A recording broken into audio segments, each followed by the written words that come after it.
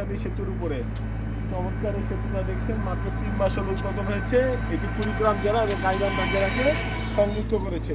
এই একটা সেতুর কারণে কুড়িগ্রাম জেলার সাথে ঢাকার দূরত্ব, বিশেষ করে এই শিলমারি উপজেলার সাথে ঢাকার দূরত্ব 135 কিলোমিটার কমে গেছে। তারা এখন খুব সহজেই ঢাকা চলে যেতে পারছে এই সেতুর উপর দিয়ে গোবিন্দগঞ্জ, সুন্দরগঞ্জ, গোবিন্দগঞ্জ হয়ে। আর অন্য সময় তাদেরকে যেতে হতো একেবারে রংপুর হয়ে। এবং এই চমৎকার সেতুটা ব্রহ্মপুত্র নদের উপরে অবস্থিত এবং আপনি তার অববাহিকাটা দেখতে পাচ্ছেন। এই পাশটা হলো গোবিন্দগঞ্জ, এটি তিস্তা, আমরা তিস্তার উপরে দাঁড়িয়ে আছি এখন। ব্রহ্মপুত্র শাখা থেকে তিস্তা বের হয়েছে, মোহনার সামনে। মোহনা ওই সামনে।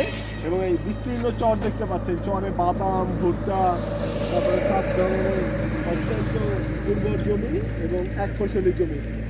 এই অববাহিকাটা কৃষকরা অনেক ভালো ফসল ফলাতে পারে। সামনে আলিবাবা থিম পার্ক, এই শুনে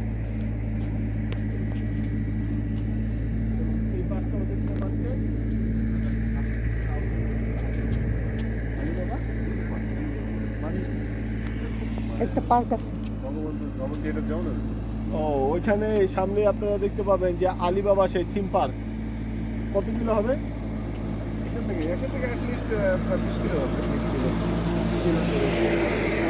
আপনাদেরকে সকলকে এই সেতুর উপর থেকে সাদরে আমন্ত্রণ জানাচ্ছি, আসবেন এবং এই সেতুটা দেখে যাবেন।